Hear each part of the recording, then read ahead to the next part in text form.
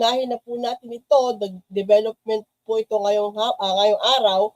Ang patungkol po sa former Public Works District Engineer na si Henry Alcantara at isang kontraktor na nagngangalan si Sally Santos na nawala na po sila, inalis na po sila officially sa kaso ng flood control doon po sa Bulacan.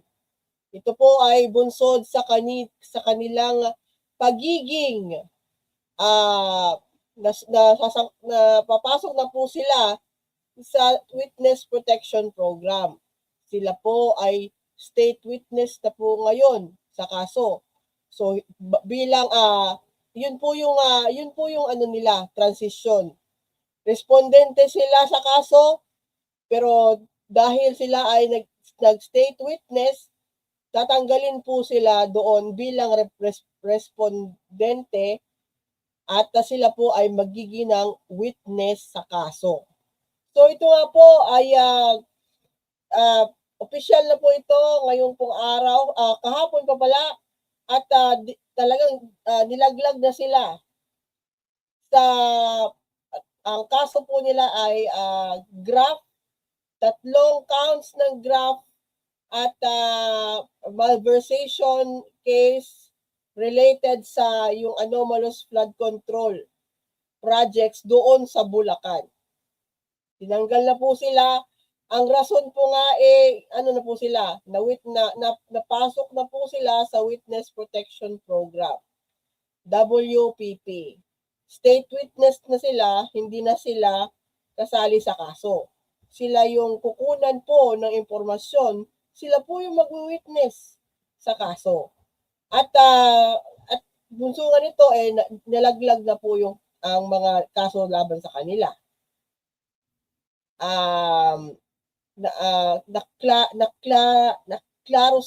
Clear sila sa kanilang involvement sa malversation at saka falsification. At saka violation nung violation ng RA 3019. Yun po ay ang tinatawag natin na Anti-Graft and Corruptions Act, if I am not mistaken. Yun po. Si Sally Santos po, siya po ay ang contractor at ang may-ari ng SYMS Construction Trading. At kung sa mga nakaka-remember pa sa mga ganap, siya po yung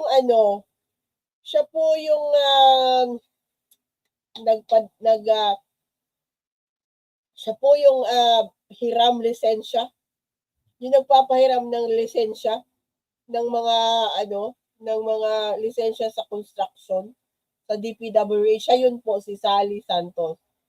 At yung nag-testify po siya sa Blue Ribbon Committee na nakadeliver siya po ng approximately 1 billion cash sa mga DPWH officials between the period of, take note sa period ng time, 2019, nagsimula po ng 2019 at unfortunately 2025. Yun po yung nasa salaysay ni Sally Santos. At sa kanya pong may ginawa pong bagay si Sally Santos, kaya siya po ay isa sa mga napasok sa WPP. Ito na po siguro yung tinatawag natin na restitution to government.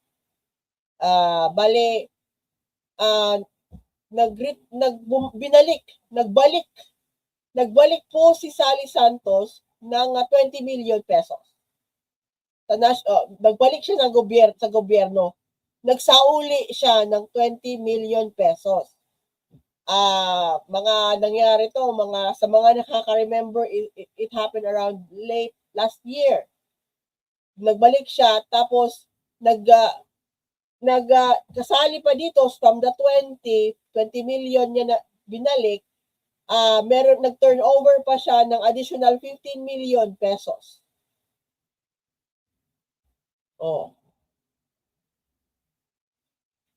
nag-turnover pa siya ng 15 million pesos. So 35 million yung kanyang binalik.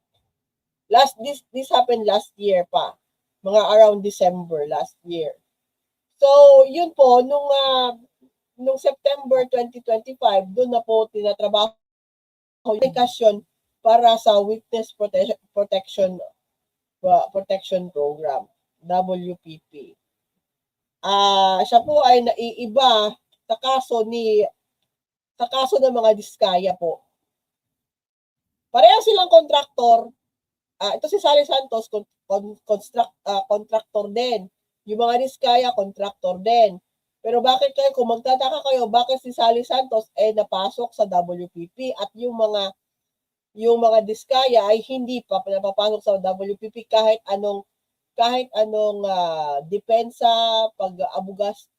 abogado ni Senator Marcoleta doon sa mag-asawang diskaya, hindi pa po sila na WPP. Kasi nga po yung kinokontra kasi ni Senator Marcoleta yung restitution. Yung may kapalit, kinokontra po ni Senator Marcoleta yon. Yung pagsasauli ng mga, yung pagsasauli. Sa kaso po ni Sally Santos, nagsauli siya. Siguro, yun na rin siguro yung kanyang paraan na maano yung kanyang konsensya. Ano yung bigat ng kanyang nararamdaman sa sarili na hindi na kaya ng kanyang konsensya kung meron siyang nagawang hindi maayos. Di ba? So, ang current status nga niya is na-drop po. At hindi lang siya, pati po si District Engineer ng Bulacan District 1 yata ito, si Henry Alcantara. Hindi na po sila respondent sa kaso, sila na po ang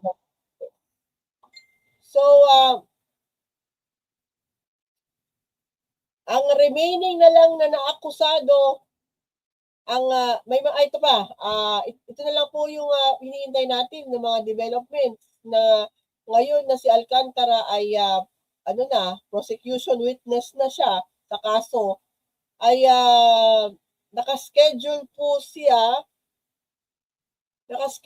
siya mag-appear sa korte sa March 24.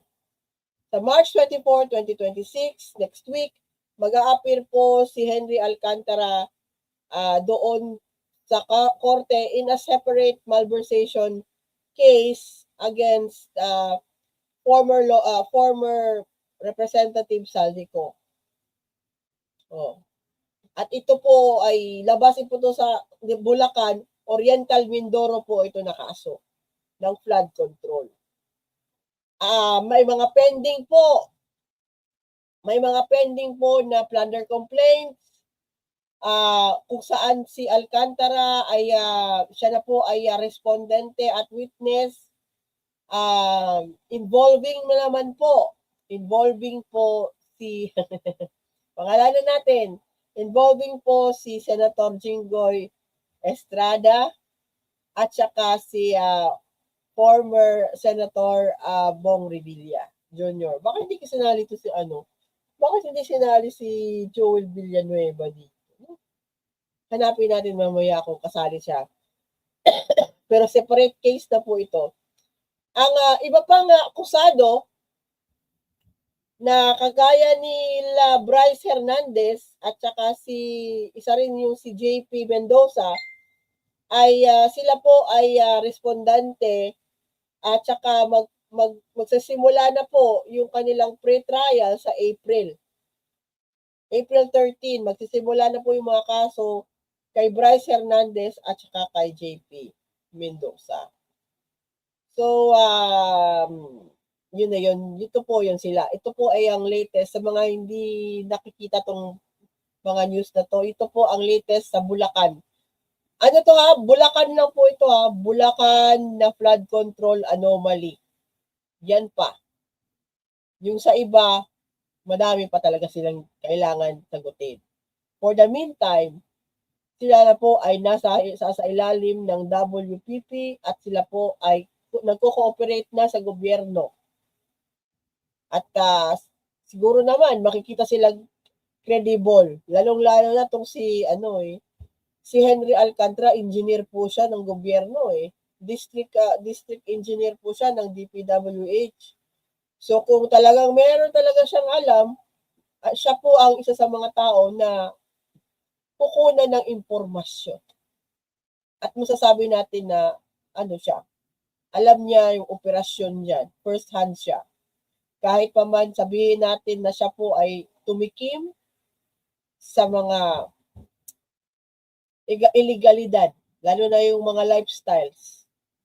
Pero kung siya po ay willing magsabi ng katotohanan na para makatulong at malinawan ng mga tao bakit nangyari yan, sige, larga. So ngayon po mga kaibigan, speaking of flood control pa rin issue at Senado pa rin na puntahan po natin itong isang maingay ngayon. Maingay po si Mike Defensor. Napakaingay. Sobrang ingay ni Mike Defensor. Na alam natin ewan ko ba, nag-shoutout po si Mike Defensor kay Senator Ping Lacson. Kahapon din po, nag-shoutout po si Mike Defensor kay Senator Ping Lacson na chairman ng Blue Ribbon Committee sa Senado at gusto niya na ipatawag ni Senator Ping Lacson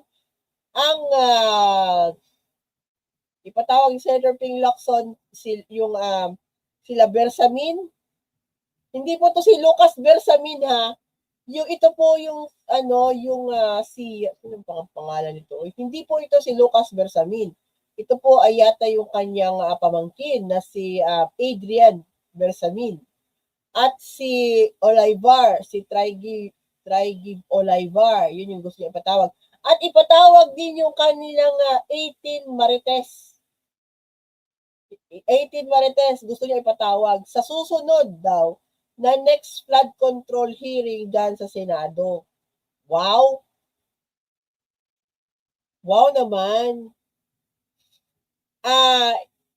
Backgrounder po ha, si Adrian Bersamin po ay former undersecretary ng Presidential Legislative Liaison's Office. Yes, nandun po siya sa Malacanang.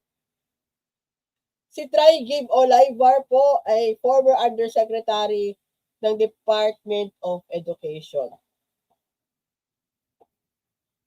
Sino ba yung head ng Department of Education nung pagsimula ng termino ni PBBM?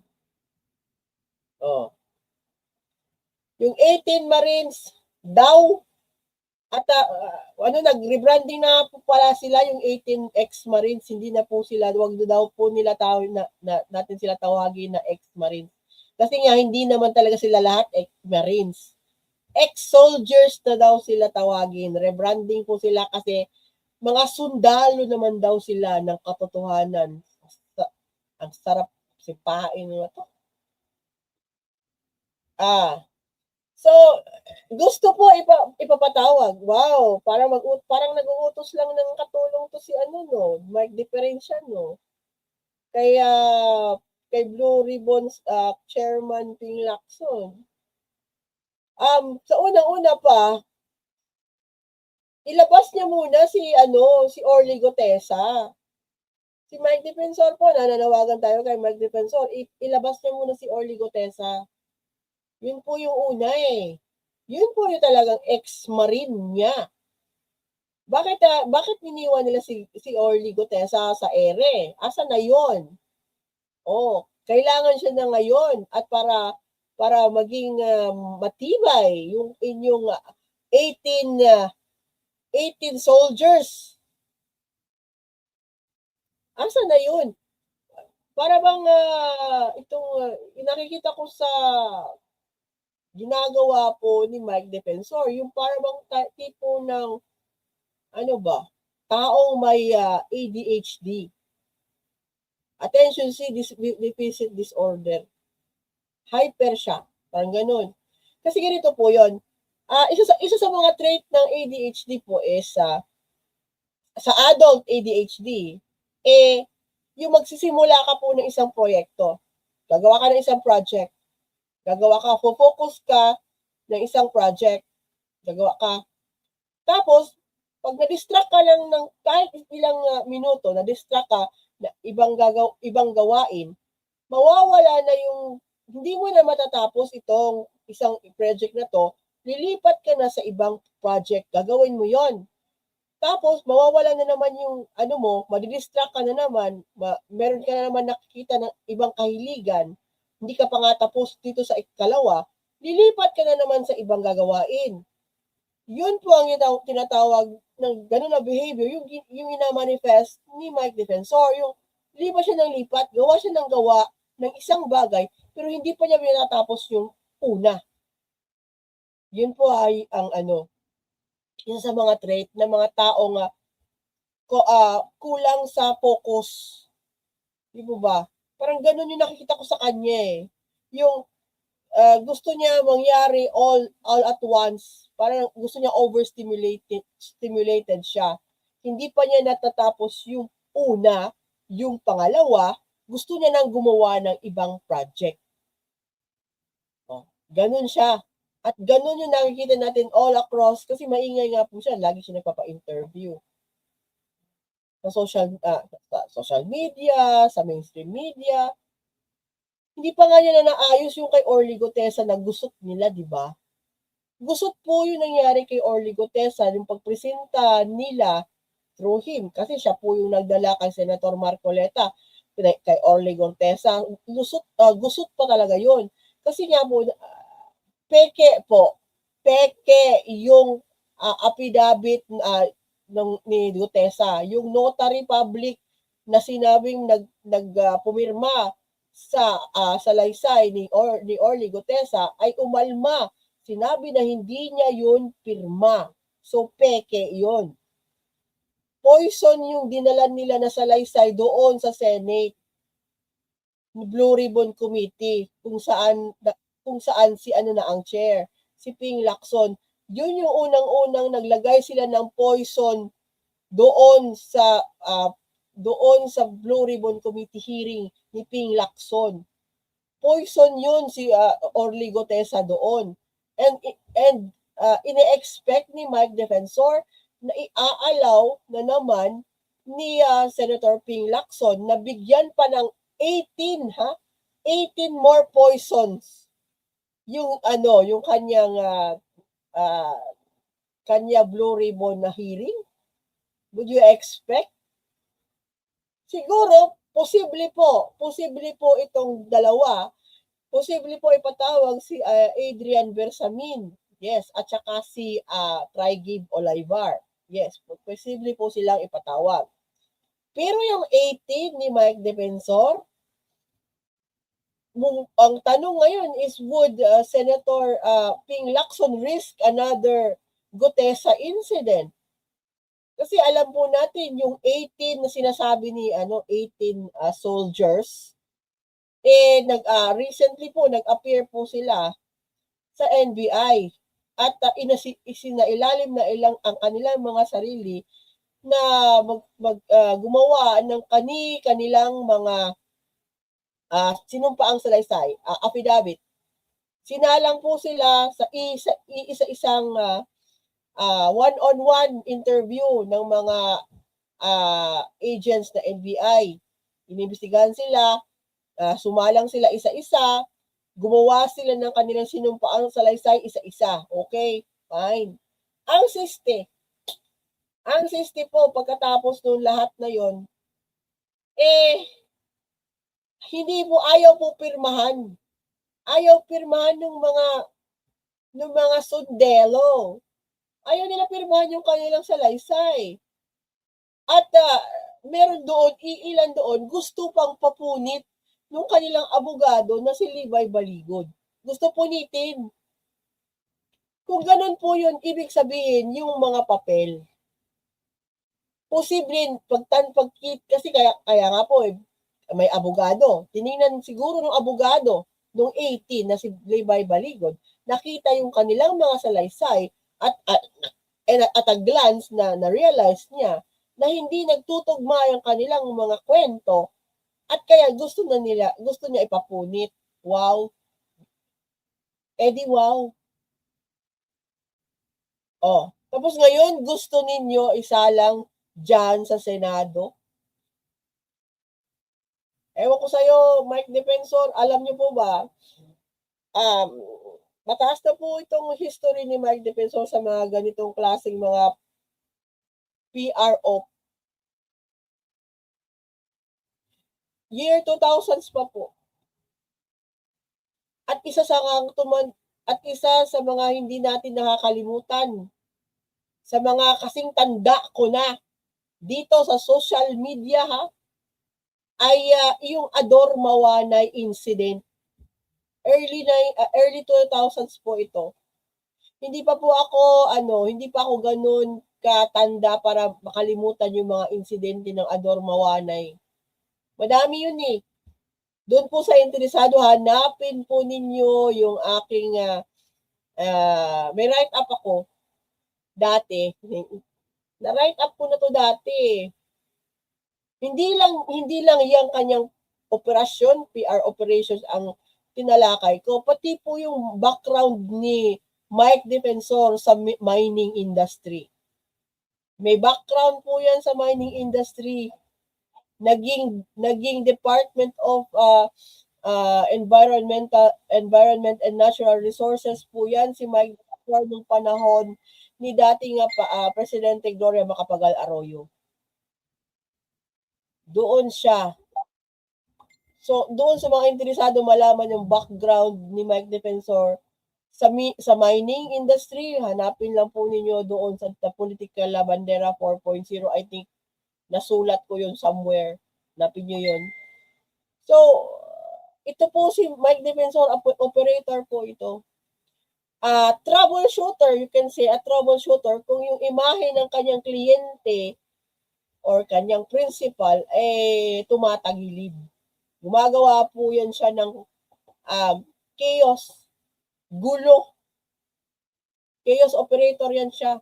Kaya swak na swak po yan siya, yung kanyang expertise, sabihin natin expertise sa isang kagaya ni Sara Duterte na mahilig sa gulo si Sara Duterte. Kaya swak na swak po yan siya doon. Sa pinagagawa niya na ngayon, na alam na po natin kung i-connect nyo yung mga dots. Diba? Sino mo ba ang malapit na presidente na former president ngayon kay Sara Duterte? Diba si Gloria Macapagal Arroyo? At ito po si Mike Defensor. Tao po yan ni Gloria Macapagal Arroyo kahit noon pa. Alam namin yan. Kasi sumuporta rin po ako sa dating Pangulong Gloria Macapagal Arroyo noong siya pa early 2000, mid 2000s. Diba? So alam namin yung galawan ni Mike Defensor. Siya po yung yun nga, operator talaga siya. Siya yung pinupuntahan kung meron kayong kailangan aregluhin at gumawa ng distraction, deflection, whatever, para maano sa inyo hang mga So kung sino ba yung nagsabi noon? Kung gumagalaw si Mike Defensor out of the blue, gumalaw yan si Mike Defensor out of the blue, di ba? Meron something. Meron siyang may purpose. At alam natin yung purpose niya ay manggulo. So, yun na yun. Ewan ko lang na kay Senate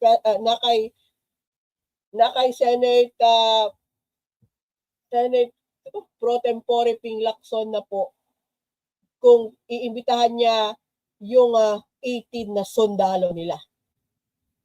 Na meron nang sumabit na isang sundalo noong sa katauhan ni Orly Gutesa. Mag-i-invite ka pa ba ng another potential potential 18 na nagpakilalang ex-Marines na hindi naman pala mga Marines. Yung iba ay driver bodyguard, yung iba ay nasa army, retired, yung iba ay nasa na dishonorable discharge, at hindi lahat sila ay naging tao ni Zaldico. Naging tao sila ng ibang mga personalidad. So yun pa lang po. Kung yun pa lang, pinesenta nyo yung mga tao na yan na ex-Marines, tapos nung nalaman, nung binusisi yung kanilang mga individual na background check, tapos nalaman na hindi pala totoo, sila po ay sinasabi nila na sila ay ganun. Ano na po yun pagsisinungaling na po yun sa libro. Pagsisinungaling na po yun.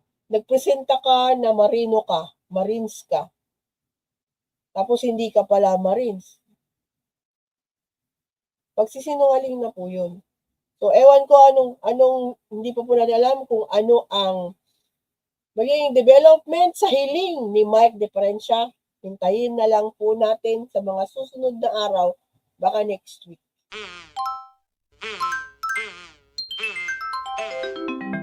Kakulango.